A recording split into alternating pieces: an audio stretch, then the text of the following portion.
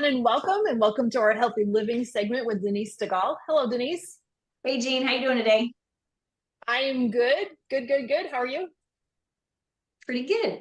Life is good. Denise is our longevity specialist, and this month we're talking about the importance of self-care and reaching your personal goals. So, Denise, tell us about that. Why does it make a difference? So it is so important that we look at self-care from a different perspective, because self-care can truly be the change that we need to help us reach our personal goals. And of course, we've got personal goals, we've got professional goals, but today I'd like to really focus more on those personal goals.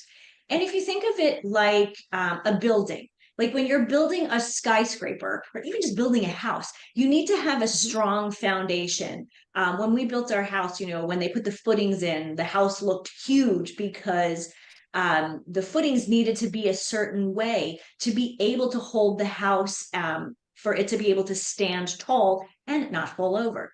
And so essentially achieving your personal goals kind of requires that same type of foundation. And I think of that foundation as self-care. Hmm. So that being said, what does that actually mean?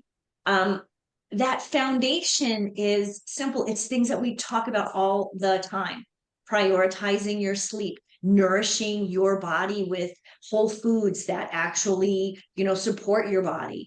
And then doing activities that actually recharge our body, mind, and spirit. And these are things that helps us to really perform at our best when we're looking at personal goals, whether it's a weight loss goal or maybe you want to run a half a marathon or a marathon. Like those are the type of personal goals that that I'm really thinking about. And it also helps us when it gets tough, because whatever the personal goal that you're reaching, maybe something that I started recently, started back on recently, is a program that I started a couple of years ago that I never got to finish. Well, I have a good foundation now, and truly, when I first started, I don't think that I did. Didn't have enough of that foundation. So now I can start that program again, and when things get tough, when it gets difficult, I actually have a greater sense of clarity why I'm doing it, why it's important, and resilience. So now that I can see this in a different light, because I am taking much better care of myself, specifically when it comes to sleep, than when I initially started the. That makes sense because I didn't really think about it, but it does make sense because when I started, after this hip surgery event, and I'm week 7, and what I'm doing now in my mind, it is actually that foundation thought process. But I didn't even consider that because I needed something to build on so that I can do other things when it's time to just, oh, I'd like to go for a hike and not have to go, well, can't go for a hike because I need to recondition. So that is really very true. Yes. And like in your situation, you had something happened that you had to recreate this foundation. But for so many people, there's no event that has, Mhm. that causes them to go, oh, I need to do this. Um, Except at some point, burnout. That's usually when somebody goes, you know what, I need to reestablish, kind of, whether it's reestablishing boundaries or reestablishing what that self-care means to them. That's usually when most people go, you know what, I need to make changes. And it really is self-care, or lack of self-care, leads to burnout, personally, professionally, in relationships, and completely can derail any progress you make in those in the different strides to get where you want to go. So, what are some of the tips that you have for creating that foundation or creating that or recognize? Well, first of all, let me ask the question differently. So, what are some of the areas where you recognize that you really do need to have a better self-care process? And then, what are the tips for creating that foundation?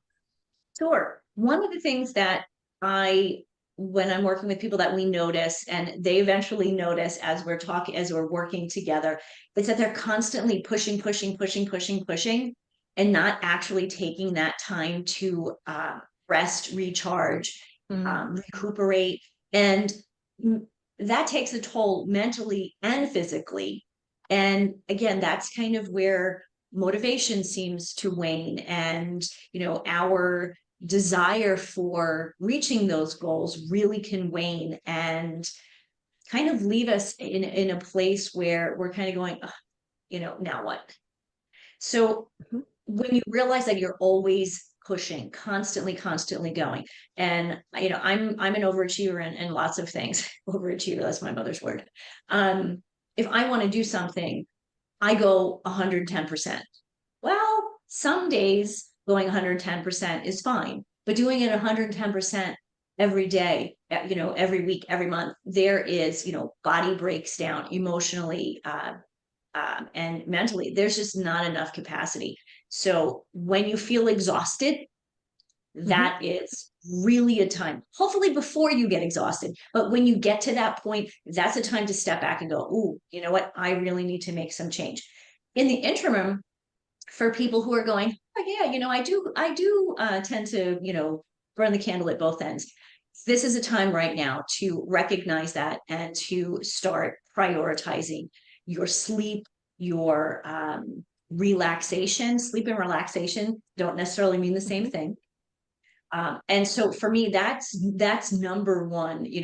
Once you notice that, it's what is, then looking at your schedule. Why are you pushing so hard? Is there a deadline?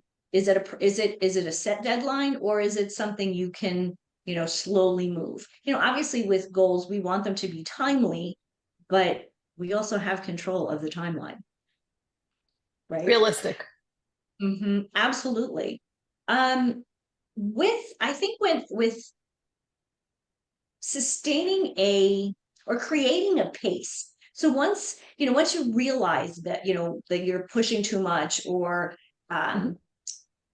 you're doing that 110%, it's really important to step back and really figure out what is a sustainable pace to reach that. Again, this works with that timely, reasonable time frame to accomplish a goal. And sometimes, honestly, you just need to take a break. Like I did with this course, it was intense. I had just finished a different course, and I just could not get my brain really around it. And so that was important. Sometimes you do just need to take a break, whether it's 15 minutes, a week, in my case, a couple of years. I knew it was something that I would get back to, but it also, this is really important, it wasn't a priority. And so that's another piece of this self-care, is what are the things that are actually a priority in reaching those goals? Because sometimes we set a goal, we're like, it's a laudable goal. But if it's really not that important, urgent, then it's okay to step back. So again, I think the self-care piece that I think is really important is slowing down, getting your rest, and really focusing on what it is that you want to accomplish, why, and then kind of come up with a time frame. I like that. So some of the points that you've mentioned that for me, I don't know that self-care is such an overused word or term, right? And so self-care can be, well, you haven't mentioned one thing I expected you to mention that you always mention is eat real foods. Absolutely. But that is part of the self-care that should be obvious without having to identify or define. But some of the things that you mentioned aren't necessarily things that I would have put into a self-care category, but they're really important. And you had said, just as a to circle it back, or for everybody, you had said sleep and the importance of sleep. And you've talked about that in the past with circadian rhythm as well. So you said sleep and your relaxation. That's never in a self-care topic, how important that is. and managing your schedule management, and looking at your deadlines and prioritizing your goals and your activities and making sure that they're realistic and sustainable. I think Zero the to hero every sustainability. day doesn't work. Absolutely. You make a point, you're a hero of your own story, right? In your own Oh, life. yeah. So, but the hero, you know what, the hero sometimes takes breaks too. He needs to eat, he needs to sleep, or she needs to eat, she needs to sleep. And if you're watching, a heroic TV program, guess what? What happens between like episodes? They relax, or they take their breaks. I don't know. I've got superheroes in my head all of a sudden. Well, thanks, Denise. These are super great tips, but also easy to wrap your head around and easy to implement. So I appreciate that. Thank you. Thank you so much. Hello, everyone. This is Jean Gallagher, Discover Rising Tides, and I want to just take a moment to talk about my friend, Denise Stegall. I am honored to call her as a friend, and I'm so grateful that she gives us her insight during our shows, each show, and talks about healthy living, eating real food. You hear Denise say, eat real food a lot. Well, she means it, and she knows what she's talking about. She is an amazing healthy living coach, curator at Living Healthy List. And if you ever have any questions about what is real food, why does it matter, how does that apply to me, how do I change, what do I need to do, how do I even create a healthy living shopping list, make sure that you call her. She is your healthy living coach, and you can find her at healthylivinglist.com. Hello, everyone, and welcome to Discover Rising Tides, How the Outside Makes the Inside Better. My name is Jean Gallagher, and I'm excited to be here with this week's guest, Courtney Farr. Hi, Courtney. How are you? Hi, can you hear me okay? I sure can. Thanks. So, Courtney, before we get started, give us a little bit of a background, a little bit of your background and your bio, and then we can get started. Okay, great. So my name is Courtney Farr. I'm a family practice nurse practitioner. I came, I'm from this area, from San Luis Obispo area. I grew up in Templeton when I was a little girl, and I founded a company called House Calls Mobile, which is a virtual doctor's visit.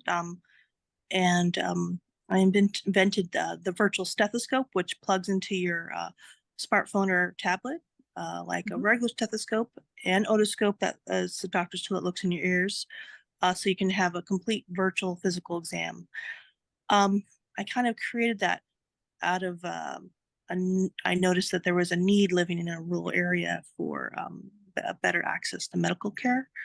And I can tell you a little bit more about that later, about how my mom was sick with cancer, and we didn't really have access to medical care when I was a little girl. So I felt like that was a real something that really needed to be done. Well, let's talk about that. So how did that affect you, or how did that affect your mom when you were living rurally? Yeah, so when I was a little girl, my parents, we lived in a town called Templeton, which has about 800 people in it when I was a little girl, and there was just one stoplight in town, and just my dad was a school teacher, and there's only about 800 people in town, so there wasn't really any work for available for him as a school teacher. So he started doing odd jobs, digging trenches with his backhoe. And we were kind of having difficulty making ends meet with his side jobs. And so my mom found a lump in her breast, and she called her mom, who lived in Ohio, and she said, I have a lump in my breast. And her mom said, oh, it's nothing, I have one there too. So she ignored it. Ends up they actually both ended up having breast cancer. Wow. And my mom delayed a little bit too long, so that when they ended up discovering it, it was kind of too late. And it was back in the 80s, when there wasn't a lot of medicine, wasn't as advanced for breast cancer care either. and so, but she ended up having it for about 13 years. And towards the end, I ended up being her caregiver when I was about 15 when she passed away.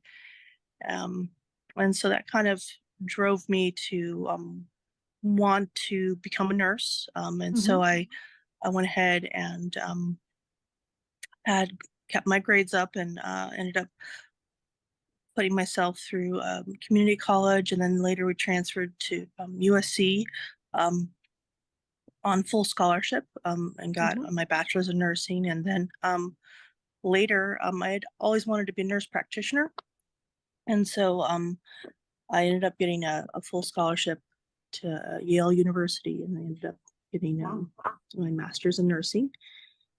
And so then after I graduated, I worked in an underserved area for a while in Washington, D.C., and really felt like, again, access to care was a really big difficulty. Not everybody was able to get access to medical care. In urban areas too, low income part of the urban area, again, people delay because they can't afford medical care, and they delay going to see their doctor when they have a problem, and they end up waiting too long, and ends up becoming a bigger problem. And so that's when I kind of felt like there was a need for better access to medical care. And then I thought, well, everyone has a phone.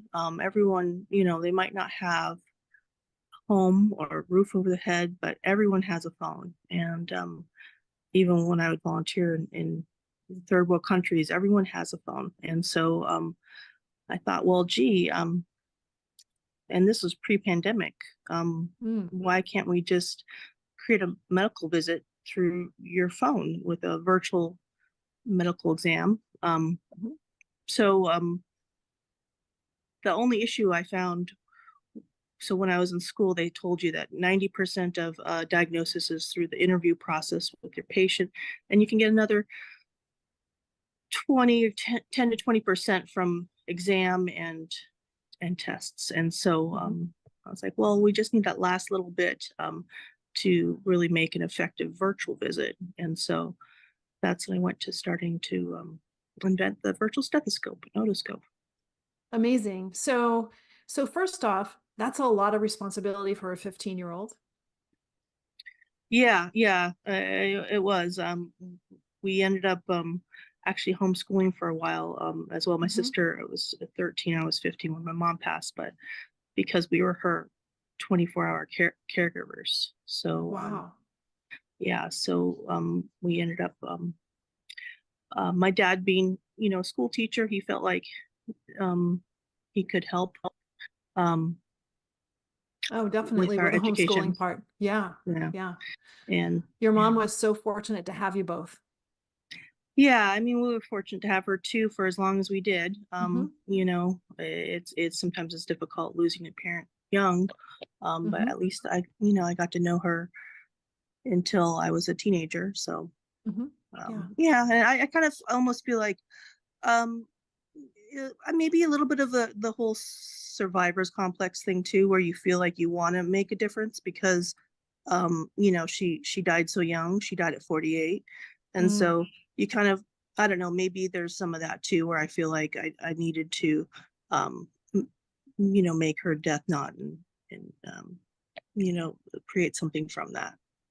Sure. No, definitely. And that's quite a motivator too. And for you to continue on into the medical field, I'm sure there are a lot of people that would be being in that situation at 15 would decide that medicine was not where they wanted to be. Yeah. So good. I can understand your passion for this. And, medicine has changed a lot since the 80s, but still that early detection is so important. Yeah, and that's with a lot of diseases. And now I work full time as a nurse practitioner for veterans as well at the VA. And yeah, and I still, and we do a lot of telemedicine at the VA too. And so I really feel like it's the future of healthcare, where people can kind of be at home and even like this interview, it's a whole lot easier to do it remotely than for me to drive up to where you're at. Exactly, exactly. Though I do need an excuse to come down to you. We were supposed to come down to your area this month and it great plans fell apart. But anyways, so telemedicine is amazing. My naturopath is, I see her through telemed, and it's easy to make an appointment. And I find too that the appointments are less rushed. Do you find that as well? Yeah, I do. Especially when I'm doing with my veterans at the VA. I feel like there is a bulk of the face-to-face visits where we're kind of wasting time on taking their vital signs and doing all those things. Not that the vital signs are important, but they can do it beforehand, and give us those numbers. We don't have to waste the doctor's visit with a lot of that stuff. All that stuff can really be done before a video visit, and you can, tell me what's your blood pressure today. Okay, what's your pulse? Great. I don't need to spend 15 minutes having you get all that done. Hey, what's your weight today? That all that stuff is really not relevant to the visit. And so that all makes people rush through the visit. And now I have some pretty old veterans too, in their hundreds, and that's making them rush around. Whereas I can do a telemedicine with those same veterans and their families, and they're just comfortable in their home, and they're able to share more with me too. I feel like because they're not so rushed, they're able to tell me, be more relaxed and tell me things that maybe they wouldn't have said in the office. Or remembered. Exactly. Or remembered, they're, I don't want to compare it to going to the grocery store, but if you're at home and you think about, just to simplify the concept a little bit, and you think about, oh, these are all the things I need. I don't need a list. The moment that you leave the house and you walk into the grocery store, maybe I'm just talking about myself, but yeah, it all no, goes no, away, true, right? True. And I find that the same thing happens in when I have to go physically see the doctor. Yes, I do write things down, but inevitably, because it is getting there, and then you're sitting around waiting to get in, and then you only, in quotes, only have 15 minutes with this person. And there's some, you have to have a Anxiety. little bit of intro conversation, right, to make everybody feel comfortable, but the clock is ticking. And there's Yeah. always something that's missed. But being home, when I talk to my naturopath on the phone, I'm here. I didn't, like you said, I didn't have that rush getting in, and I have the ability to, my list is better, and her list is better too. The conversation is more on point. Exactly. That's the way I feel too, is I'm able to kind of think about the patient's problem a little bit better, actually, because I'm also not being rushed. I'm not thinking about the patient next, and if I'm running behind or not. And so I'm able to really take the time and really think through the problem, think about, how I can, what kind of solutions we can come up with. And yeah, it's a whole lot more relaxed too. I feel like it becomes more productive. I mean, you can do pros and cons to everything.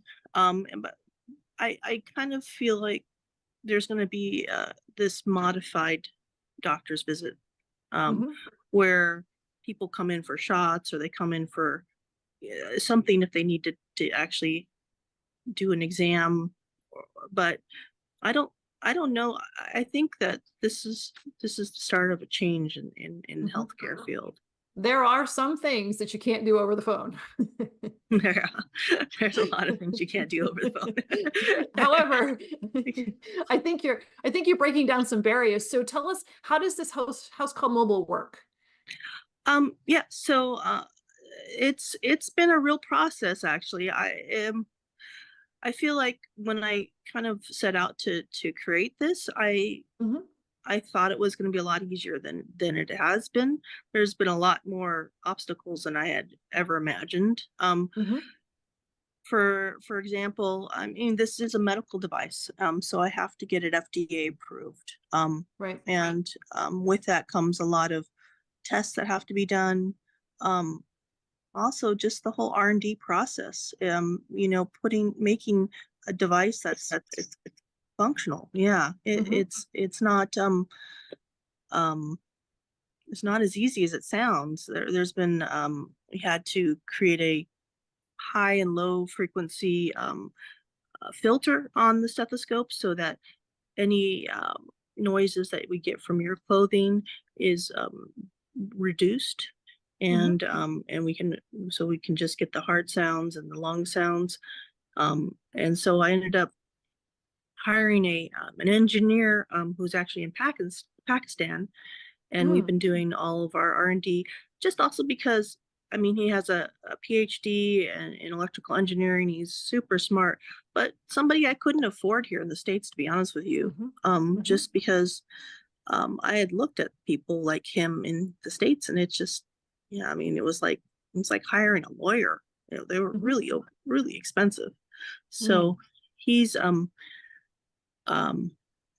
really talented, and so we've been working together on that process, and then I've had to hire app developer to create the app. um, Mhm. um, I'm still we're still working out some of the kinks on the app, but we have a app for the Apple device, house calls Mhm. mobile, and then we have working on the Android version of it. So how uh, does it work? So the so a couple of the questions are in my head. How does the device itself work, and how does the device get to the patients? yeah, okay, yeah, so we mail the device to the patients. Mhm. It's, again, so we're still in the R&D process, so Mhm. we don't actually we haven't we have a wait list right now, but we're not actually selling them yet to patients. But Mhm. basically, we mail one to the patient. They can either buy it or it can be part of a subscription plan if they join like a telemedicine subscription. And Mhm. then it goes for about $65 a unit. So we're trying to keep it reasonable for medical So device. it's really accessible. Yeah, and that's been a Mhm. really important thing for me, to make sure it's accessible, so that it's not just for certain people. Mhm. And then we um, so then we mail it to the patient, and then the patient will book a visit, just like you would book an Uber ride. And Mhm. so they can book it through the app or the computer, or the website. I just booked a meeting with my doctor on the app today. It's so convenient. Yeah, exactly. And so then you basically you have your scheduled appointment, kind of like you and I scheduled our Zoom appointment Mhm. for this. You just, click on the link when it's time for your visit, and then we just tell them what's going on. My baby's got an earache, or I've got toothache, or I've got some sinus congestion, or whatever. Has some back pain, um, and then, especially if it's some kind of upper respiratory kind of condition, we can listen to the heart and lungs and look in Wow. the ear with the otoscope, look in your baby's ears. A lot of parents sometimes don't want to take their crying baby, Mhm. to the doctor's office, spend half the day there, so they look in their ears. And so we can, yep. So let's run down what it can do. This is really fascinating. So it can look in your ears, Hmm. and it has a stethoscope so it can listen to your Heart and heart or your lungs, lungs. Mhm. exactly. Yeah, yeah. Yeah.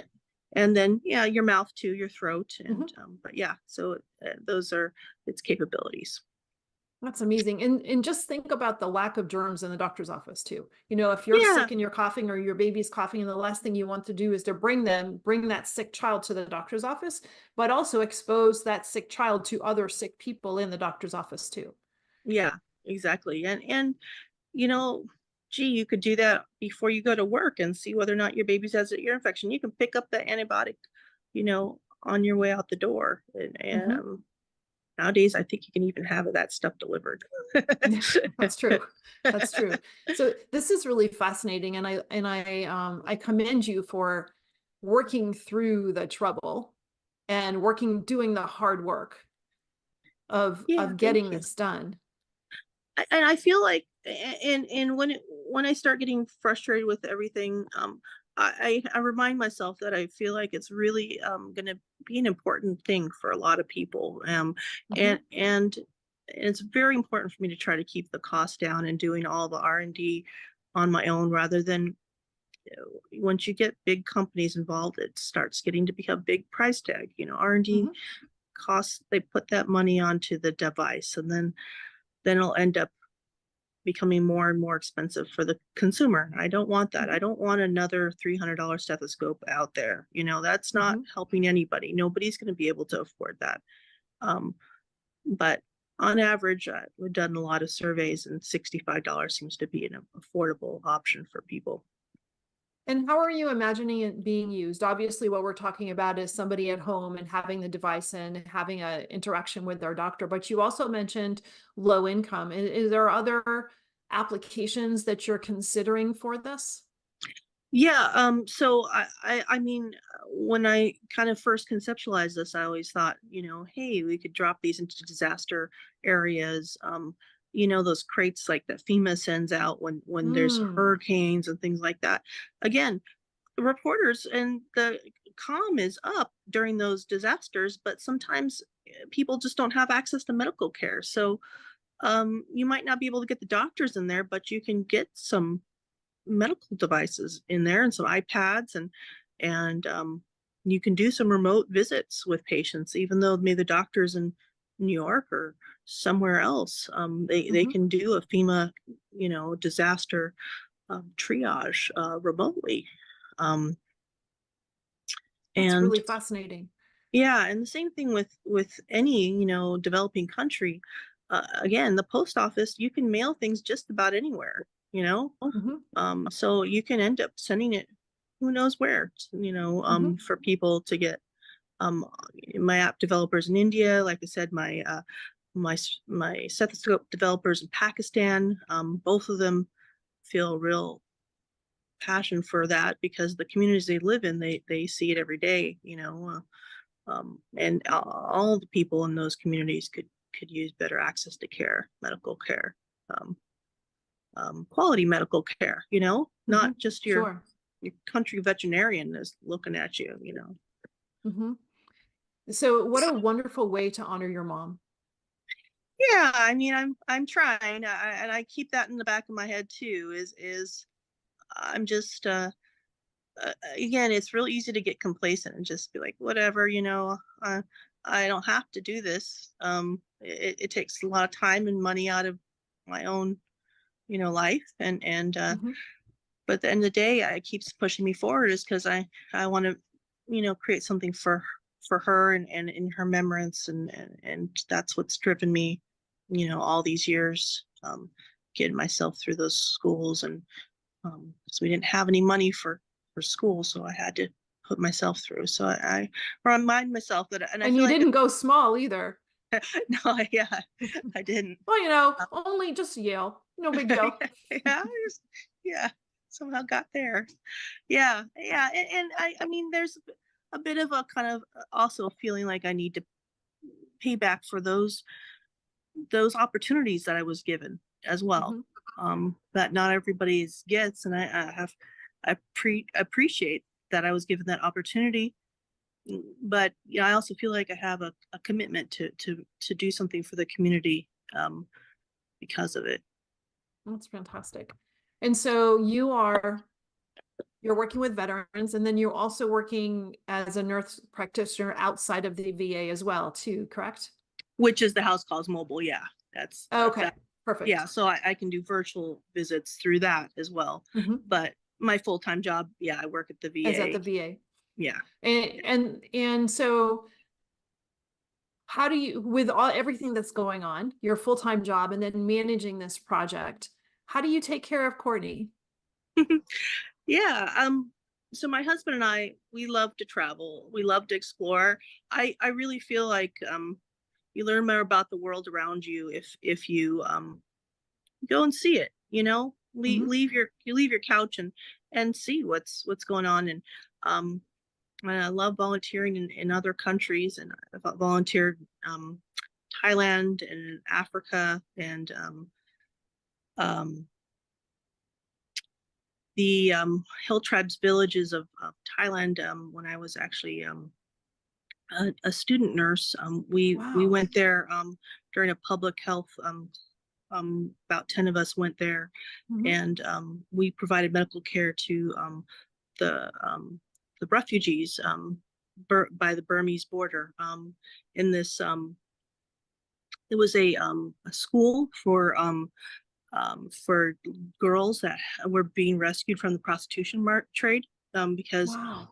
their parents couldn't afford them, so they were selling them to prostitution trade. So instead, there was this lady that would save the girls and bring them to this school and educate them. And then when we went, we were a bunch of nurses there. People were coming from, like, walking for 10 hours with their babies with fevers, and Mm. just to get medical care, because again, had no access to medical care. And so we just give them simple things like Tylenol, and ended up saving those babies' lives, bringing their temperatures down. Just because Amazing. those just basic, cooling techniques. He had already lost, I think, one or two other children from that same fever, because Wow. they tend to swaddle their children when they're sick, and that was the wrong thing to do, because the fever just kept going up. So Especially in a really warm climate like that. yeah. And so then fast forward 10 years, and I came back as a nurse practitioner, with some of the same people, and they had started a whole little clinic in that because of us, uh, and a lot of, like, Peace Corps people had helped develop this little clinic inside the school, inside the girls' school, and volunteers had been manning it. And so we came back, and then we were, providing them medical care in the little clinic up there in the Hill Tribe villages. And yeah, and it really made me realize how just one simple thing, one small thing, us going there for like a week when we were nursing students, changed the whole trajectory. And those girls that we met back then, they became nurses. Like, 3 of them went Wow. to nursing school. Yeah. They Isn't that came amazing? back, and they were caring for their community in that clinic that they made afterwards. Isn't that So, amazing? So many lives you touched. so it's amazing how just a small thing can impact so many people. And so I really do believe it's important to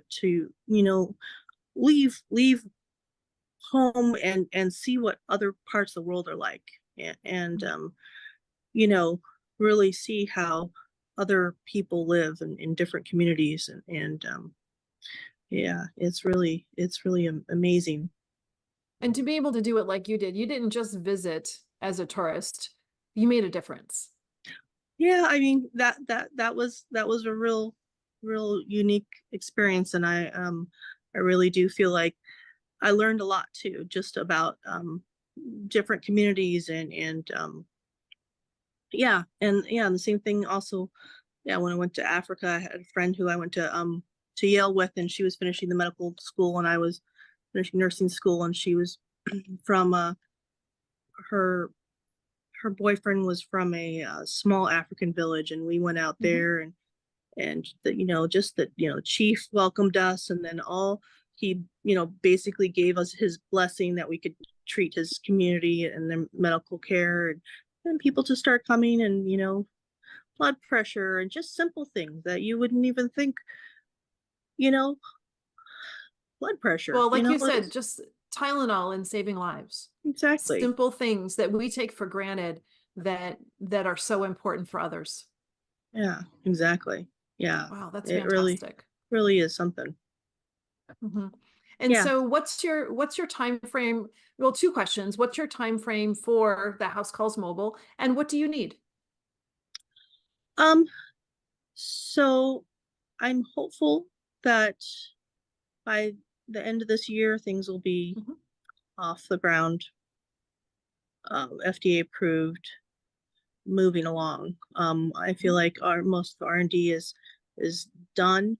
Um, we're probably going to start going to investors. I say that with a little trepidation, because the instant you get investors involved, it gets more complicated. Mhm. People get There's a lot more opinions and things you have to do, play by their rules if you want their money. Mhm. So it gets a little more complicated as it goes. I know it has to happen though, because there's no way I can produce the volume of That you need. You do have yeah, to have some help, but you also need to maintain some control too, because this is your vision. yeah, Understandable. Mhm. yeah, exactly. So yeah, I'll probably be up by you somewhere on Sand Hill road or whatever, wherever, and Mhm. talk to investors. But I've been told that the further along you can go, the better, and the more appealing your whole concept is. If you know you already have a working prototype, you already have small manufacturing batches being done, you already Mhm. have FDA approval, patented, all these things make it a lot less of a risk for people to invest in you. So, Mhm. And all those things do take time in order to be done correctly and hit all the right, marks. Well, that's exactly. exciting. Yeah. So, Courtney, where can people find you, or if they have questions, or give us your website? Yeah, it's www.housecallsmobile. That's HOUSECALLSMOBILE.com. Wonderful. Courtney, this has been fascinating. And you have to keep us posted on the process. And then as things get closer to production, we'll have you back and we'll talk again. Sounds good. Excited. Thank you so much, Courtney, for your time today. Thank you. Thank you so much for listening today. Today's show is sponsored by Seaside Solutions, my financial services company. As a business owner, it's easy to be pulled in many different directions, and often taking care of yourself plummets to the bottom of the list. For me, I find myself outside to reground. My time outdoors helps me manage my day more effectively and be more present for my clients. Through this, Discover Rising Tides was born. At Seaside Solutions, we truly believe that education is the foundation of financial wellness. Our primary focus is to provide guidance that is designed to help you achieve your long-term financial goals and visions.